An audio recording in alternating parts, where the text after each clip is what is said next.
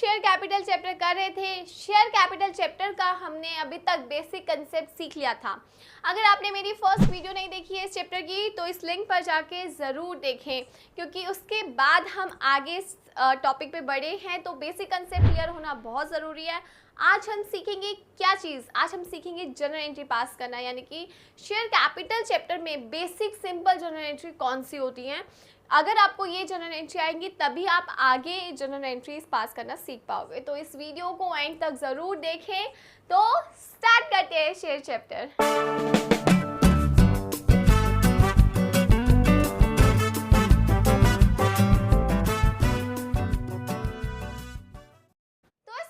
हम अपना share capital chapter, जिसमें हमने अभी तक शेयर्स के बारे में समझा था कि शेयर्स क्या होते हैं। हमें पता था कि भाई कंपनी को कोई भी इकट्ठा अमाउंट नहीं देता तो हम उसे स्मॉलर यूनिट में डिवाइड कर देते हैं ताकि इजीली हम पब्लिक से उस पैसे को इकट्ठा कर सके। एक एग्जांपल लेते हैं जो कि मैंने लास्ट वीडियो में भी दिया है कि 1 लाख रुपए अगर कंपनी को चाहिए और 10 रुपीज़ का अगर वो शेयर कर दे कि यानी कि 10 रुपये के हिसाब से लोग दें तो उसके नंबर ऑफ शेयर्स कितने आएंगे, 10,000। यानी कि कंपनी 10,000 शेयर्स इशू करेगी। 10 रुपये के हिसाब से अगर लोग उसे खरीदेंगे, चाहे 100 खरीदे चाहे 50 खरीदे, कंपनी के पास टोटल पैसा कितना आ जाएगा, 1 लाख। कैसे, number of shares multiply by share का जो अमाउंट है। ठीक है, इसी तरीके से कंपनी 100 रुपये का शेयर भी इशू कर सकती है, कंपनी चाहे तो 50 रुपये का शेयर भी कर सकती है। तो कंपनी पे डिपेंड करती है ये बात बेसिकली पूरी की पूरी, की शेयर का प्राइस उसने कितना रखना है। अब हमें यहाँ पे आज जनरल एंट्री सीखनी है कि कंपनी जनरल एंट्री कैसे पास करती है, जनरल एंट्री किन चीज़ों के लिए पास करती है। देखिए, कंपनी जब शेयर इशू करती है ना तो या तो इकट्ठा पैसा मांग ले, यानी कि बोले कि 10 रुपये का शेयर है, आपने अगर 100 शेयर खरीदे तो 10 रुपये के हिसाब से पूरे के पूरे पैसे दे दो। ठीक है, जनरली कंपनी ऐसा नहीं करती। जनरली कंपनी क्या करती है, शेयर का जो अमाउंट होता है 10 रुपीज़ है, इसको डिवाइड करती है और थोड़ा थोड़ा अमाउंट करके मांगती है। पहले मांगेगी 3 रुपये, फिर मांगेगी 2, ये एक एग्जांपल दे रही हूँ मैं आपको, फिर मांगे 3, फिर मांगे 2। तो यानी कि कंपनी ने क्या किया कि कंपनी ने जो शेयर इशू करे, ठीक है, उसने पहले 3 रुपये के हिसाब से पैसा मांगा, फिर उसने बोला 2 रुपये। अगर मैंने सपोज करो मैंने 100 शेयर खरीदे तो मैं पहले 100, अगर मैं इकट्ठा पैसा दूंगी तो मेरे को 1000 रुपये देना पड़ जाएगा। अब कंपनी कह रही कि इकट्ठा मत दो, आप पहले 3 रुपये दो फिर 2 रुपये, तो मैं पहले 300 दूंगी, 100 इंटू 3, फिर 100 इंटू 2, 200, ऐसे करते हुए डिवाइड करते हुए मैं पैसे देंगे। तो इससे कंपनी को ये बेनिफिट होता है कि भाई कंपनी के पास भी सारा पैसा आ जाता है और लोगों के ऊपर भी बर्डन नहीं आता। अब ये प्रोसेस होता कैसे है, देखिए कंपनी क्या करती है, जो सबसे पहला अमाउंट मंगाती है वो थ्रू एप्लीकेशन मंगाती है। यानी कि कंपनी अपनी एप्लीकेशन इशू करती है कि अपने जब शेयर इशू करती है तो लोग अप्लाई करते हैं उन शेयर्स के लिए।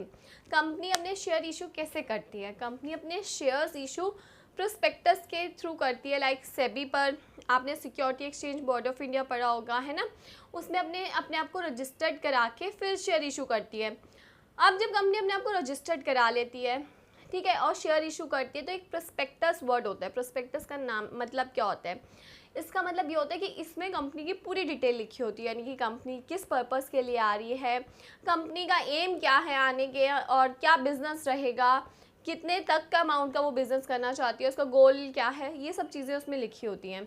तो बेसिकली कंपनी एप्लीकेशंस इनवाइट करती है लोगों को कि भाई ये हमारी कंपनी है, जिसमें वो प्रोस्पेक्टस देती है लोगों को, लोग उसे देखते हैं और जब हमें लगता है कि भाई ये कंपनी बेनिफिशियल है, इसमें पैसा इन्वेस्ट करना सही रहेगा, तो हम लोग उसमें अप्लाई कर देते हैं। तो सबसे पहला जो स्टेप होता है जनरली क्या होता है, जनरली का मतलब नहीं ये है कि इसमें से 2 स्टेप को कंपनी मर्ज भी कर सकती है, लेकिन पहला स्टेप तो यही रहेगा, क्या रहेगा कि कंपनी एप्लीकेशंस इनवाइट करती है। ठीक है, तो सबसे पहले एप्लीकेशंस आती हैं। अब कंपनी क्या करेगी, 10 रुपये में 3 रुपये की एप्लीकेशन मंगा लेगी, यानी कि जो लोग अप्लाई करना चाहते हैं पहले वो 3 रुपये दे दे। तो अगर मैंने 10 शेयर खरीदे तो मैं 30 रुपीज़ दूंगी, किसी ने 1000 शेयर खरीदे तो वो 3000 देगा, यानी कि 1000 मल्टीप्लाई बाय 3। ठीक है, अब उसके बाद कंपनी उन शेयर्स को अलॉट करती है, जिसको हम अलॉटमेंट कहते हैं।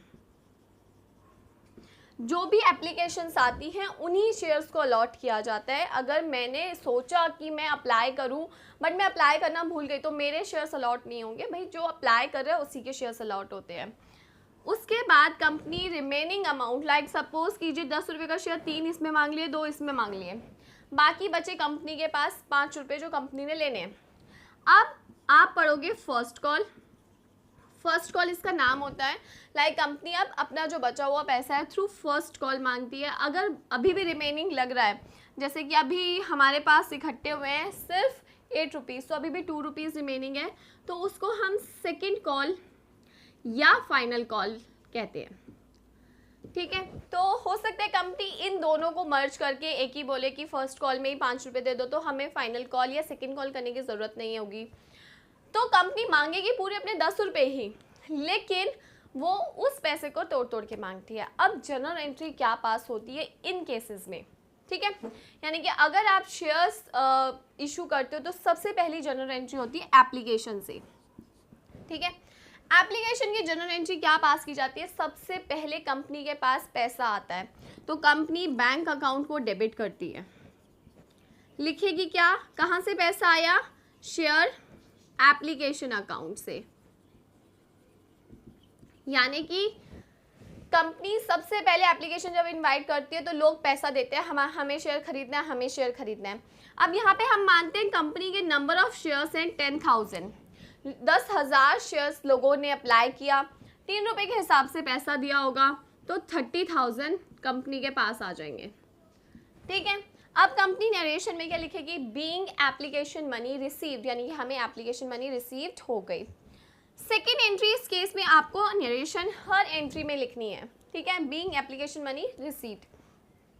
सेकेंड ट्रांजैक्शन क्या होगी, कंपनी इस एप्लीकेशन का पैसा जो उसके पास आया उसे वो अपने शेयर कैपिटल में कन्वर्ट कर देगी, यानी कि ट्रांसफ़र कर देगी। शेयर कैपिटल के बारे में हम पढ़ चुके हैं, जो भी शेयर्स के थ्रू बिजनेस में पैसा इन्वेस्ट किया जाता है उसको शेयर कैपिटल कहते हैं। तो अब जो भी एप्लीकेशन में हमारे पास 30,000 आया, ये हमारी क्या बन गया, शेयर कैपिटल बन गया। तो हम इस पैसे को शेयर कैपिटल अकाउंट में ट्रांसफ़र कर देंगे। तो 30,000 हम ट्रांसफ़र कर देंगे किसमें, शेयर कैपिटल में। नरेशन क्या लिखेंगे, being application money transfer to share capital account. तो इस केस में हम 2 जनरल एंट्री पास करते हैं, सबसे पहली पैसा रिसीव होने की एंड दूसरी एंट्री उसको ट्रांसफ़र करने की। ये करने के बाद अब कंपनी को पता चल जाता है कि भाई हमारे पास इतने शेयर्स लोगों ने अप्लाई किया और हमारी शेयर कैपिटल इतने की बन गई। अब नेक्स्ट स्टेप आता है अलॉटमेंट का। ये जनरली कंपनी 15 दिन बाद, 1 महीने बाद फिर लोगों से पैसा मांगती है, क्योंकि इकट्ठा नहीं ले रही कंपनी। अब क्या एंट्री पास करेगी, देखिए सेकंड है अलॉटमेंट। अलॉटमेंट में भी 2 एंट्री पास होंगी, यानी कि आप समझो कि अगर आप ये स्टेप्स अपना रहे हो तो हर एक स्टेप की 2 एंट्री है। ठीक है, इसमें पहले पैसा रिसीव करने की थी, फिर ट्रांसफ़र करने की। इसमें सबसे पहले अलॉटमेंट में एंट्री ड्यू की होगी। ड्यू मतलब आप अलॉटमेंट ड्यू करते हो कि इतना लोगों से पैसा आना है, क्योंकि अब आप उम्मीद कर बैठे हो कि हमारे पास लोगों ने अप्लाई किया है तो अब वो आगे भी पैसा देंगे। तो यहाँ पे कंपनी क्या करती है, शेयर अलॉटमेंट को ड्यू करती है। ड्यू करने का मतलब है शेयर अलॉटमेंट अकाउंट को डेबिट करना और अपनी शेयर कैपिटल बना देना। तो शेयर कैपिटल कितने से बनेगी, देखिए अगर 2 रुपये की अलॉटमेंट है और 10,000 शेयर्स है हमारे पास, तो लोग देंगे टोटल पैसा 20,000 रुपये।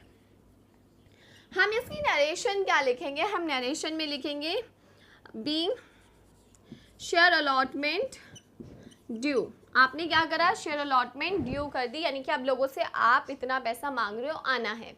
जब आ जाएगा तो हम इस एंट्री को कैसे करेंगे, bank account debited to share allotment account, यानी कि आपके पास पैसा आ गया, कहाँ से आया, शेयर अलॉटमेंट अकाउंट से। तो 20,000 रुपीज़ हमारे पास आ जाएगा।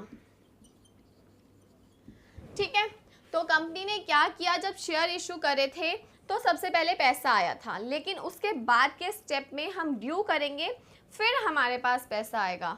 तो हमने यहाँ पे शेयर अलॉटमेंट ड्यू करी 20,000 से, देन हम लोगों ने जब पैसा दे दिया तो हमने बैंक अकाउंट में उसको लिखा और शेयर अलॉटमेंट तो being share allotment money received, तो ये जनरल एंट्री पास होगी। ठीक है, अब थर्ड है फर्स्ट कॉल। देखिए फर्स्ट कॉल, अब आने वाली जितनी है सबका सेम यही एंट्री पास होगी। कैसे होगी, सिर्फ नाम चेंज हो जाएगा। अगर मैं फर्स्ट कॉल ड्यू करूँगी तो यहाँ पे टू शेयर फर्स्ट कॉल आ जाएगा, ड्यू कर देंगे कितने से, 3 रुपये के हिसाब से 10,000 शेयर्स, तो यहाँ पे अमाउंट आ जाएगा 30,000। ठीक है, बैंक में भी हमारे कितने रुपए आएंगे, 30,000 आएंगे। अब रिसीव भी हमें 30,000 हुए, तो अलॉटमेंट की जगह हम क्या लिख देंगे, शेयर फर्स्ट कॉल। नरेशन सारी सेम रहेंगी, being share first call due and being share first call amount received, तो नरेशन सेम रहेंगी, सिर्फ आपको अलॉटमेंट की जगह क्या मेंशन करना है, फर्स्ट कॉल। अब अगर यही फाइनल कॉल हो तो हम क्या लिखेंगे, फर्स्ट कॉल की जगह सबसे पहले उसको ड्यू करेंगे कि भाई हम इतना पैसा लोगों से मांग रहे हैं, तो शेयर फाइनल कॉल ड्यू करेंगे। उसके बाद जब हमें रिसीव होगा तो टू शेयर कहाँ से पैसा आ रहा है, फाइनल कॉल से आ रहा है। कितना आ रहा है, फाइनल कॉल हमारी 2 रुपये की थी, तो यहाँ पे 20,000 आ जाएगा। तो आपको किन चीज़ों का ध्यान रखना है, कोई ज़्यादा चीज़ें इसमें नहीं है। सबसे पहले आपको पैसा रिसीव करना है जो कि एप्लीकेशन के समय पे होता है, फिर उसे आप ट्रांसफ़र करके अपने कैपिटल में चेंज कर देते हो। नेक्स्ट एंट्री से आप पहले ड्यू करते हो, उसके बाद आपके पास रिसीव होता है। तो चाहे ये एंट्री हो, ये हो, कोई भी हो, आप पहले ड्यू करोगे फिर आपके पास पैसा रिसीव होता है। तो ये थी हमारी शेयर्स की सिंपल जनरल एंट्री। अब आपको एक चीज़ बताती हूँ, जब भी शेयर इशू करे जाते हैं तो पार पे किए जाते हैं और प्रीमियम पे, मतलब बहुत सारे आगे आप छोटी छोटी चीज़ें देखोगे। हम प्रीमियम की अलग से एंट्री सीखेंगे। ठीक है, अभी सिर्फ हम शेयर की वैल्यू देख रहे हैं, पार वाला। पार का मतलब होता है 10 रुपये का शेयर, लोगों से भी हमने कितने रुपए मांगे, 10 रुपये ही मांगे, तो ये है पार। ठीक है, इसको पार बोलते हैं, PAR, यानी कि 10 रुपये का शेयर था और लोगों से आपने 10 रुपये ही मांगे। कंपनी के पास ये भी मौका होता है कि 10 रुपये के शेयर के बदले लोगों से 12 रुपये मांगे। ये कब होगा, ये हम नेक्स्ट क्लास में पढ़ेंगे जब हम प्रीमियम के बारे में पढ़ेंगे। तो ये अभी था इन चीज़ों के बारे में। ठीक है, अब हम थोड़ा सा आगे पढ़ेंगे लमसम का केस। तो अब हम करेंगे लमसम का केस, यानी कि अगर हमारा शेयर 10 रुपीज़ का है, हम उनसे पूरे इकट्ठे पैसे 10 रुपीज़ मांग रहे हैं, तब हम क्या एंट्री पास करते हैं। देखिए मैं लास्ट में इसलिए करा रही हूँ क्योंकि इससे पहले हमने डिफरेंट एंट्रीज़ करी हैं, है ना, तो हमें सारी एंट्रीज़ करना पता चल गया है। इस केस में सिर्फ 2 जनरल एंट्री पास होंगी, यानी कि लमसम के केस में सिर्फ 2 जनरल एंट्री पास होती हैं। पहली एंट्री पैसा रिसीव होने की, वो हम करते हैं bank account debited to share application and allotment account, साथ में लिखते हैं, तो to share application and allotment. आप चाहे एप्लीकेशन भी लिख सकते हैं और एप्लीकेशन के साथ अलॉटमेंट भी लिख सकते हैं। नरेशन हमारी सेम रहेगी, being application money received on कितने शेयर्स है, सपोज कीजिए पहले वाले एग्जांपल की तरह इसमें भी 10,000 शेयर्स इंटू 10, तो हमारा यहाँ पे आ जाएगा 1 लाख। ठीक है, फिर उसके बाद हमारी नेक्स्ट एंट्री होगी, शेयर एप्लीकेशन से पैसा ट्रांसफ़र करेंगे हम कहाँ पे, शेयर कैपिटल में। तो share application and allotment account debit, कहाँ पैसा जा रहा है, शेयर कैपिटल में, तो टू शेयर कैपिटल अकाउंट कितना जाएगा, पूरा का पूरा 1 लाख। तो ये कौन सा केस है, जब हम पूरे पैसे इकट्ठे मांग लेते हैं। तो ये था सिंपल लमसम का केस, जब हम पार के केस में 10 रुपये का शेयर 10 रुपये इकट्ठे मांग रहे हैं, तो सिंपल 2 जनरल एंट्री होती है, एक होती है एप्लीकेशन मनी रिसीव की, दूसरी ट्रांसफ़र की। आई होप आपको ये पार्ट समझ आया होगा, और जो हमने पूरा इसमें सीखी हैं चीज़ें, मतलब लाइक हमने एप्लीकेशन अलॉटमेंट की जो जनरल एंट्री सीखी आई, होप आप लोगों को समझ आई होगी। अगर आपको ये वीडियो मेरी पसंद आई है तो लाइक शेयर एंड कमेंट ज़रूर करें, चैनल को सब्सक्राइब करें और बेल आइकन को प्रेस करें, और अपने कोई भी डाउट आप मेरे से इंस्टाग्राम के थ्रू या यूट्यूब पे कमेंट के थ्रू पूछ सकते हैं। Thank you.